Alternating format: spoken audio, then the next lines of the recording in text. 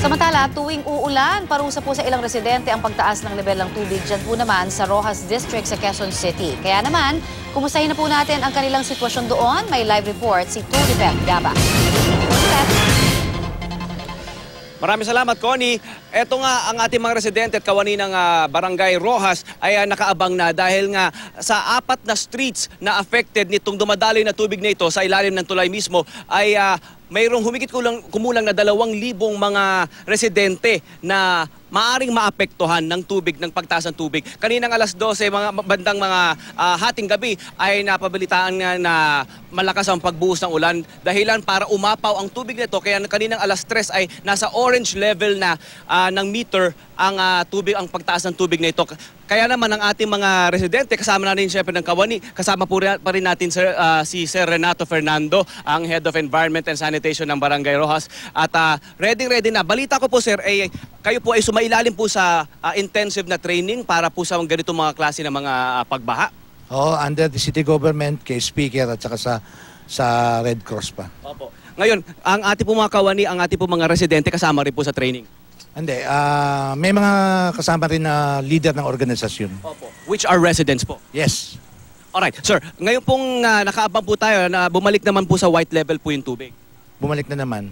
Ano po ba ang ating mga naka-ready na mga pang-rescue natin? Pwede po nating isa-isahin po quickly yung enumerate po natin. Mayroon po tayong nakikita rito mga kapuso, na 2 fiberglass boats at mayroon din sila mga makeshift boats na nakaabang. Ito pong sa ating 2 fiberglass boats, ano po ba ang ating gamit dyan?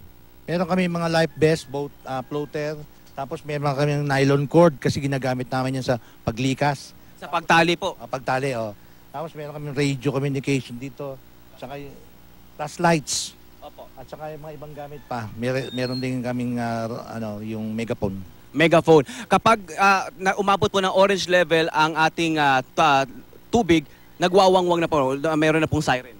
Meron na po. Opo. Meron po ba tayong customized na preventive measures? Katulad po ng babanggitin natin ibang mga barangay, ibang lugar, katulad sa Marikina, meron silang customized na preventive measure.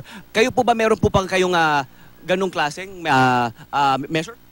Yun nga, binabasihan lang namin yung pagtaas ng tubig, yung floater namin. Opo. Tapos ngayon, lahat ng residente dyan, may mga mag-inform sa mga residente kung kailan sila lilikas. At saka, pagka nag-grad kasi yan, mandatory likas na eh. So may echoing na nagaganap. Okay po. Ang balita ko po, meron po kayong shifting. Ang kanilang shifting ay sa mga residente, sa pagbabantay, pagmanman sa kanilang mga kapitbahay, ay tatlong shift yan. Mayroon nag-umpisa po ng 4 a.m. to 12 noon, tapos meron itong 12 noon hanggang 8 p.m. at 8 p.m. to 4 a.m. Tama po ba? Tama po.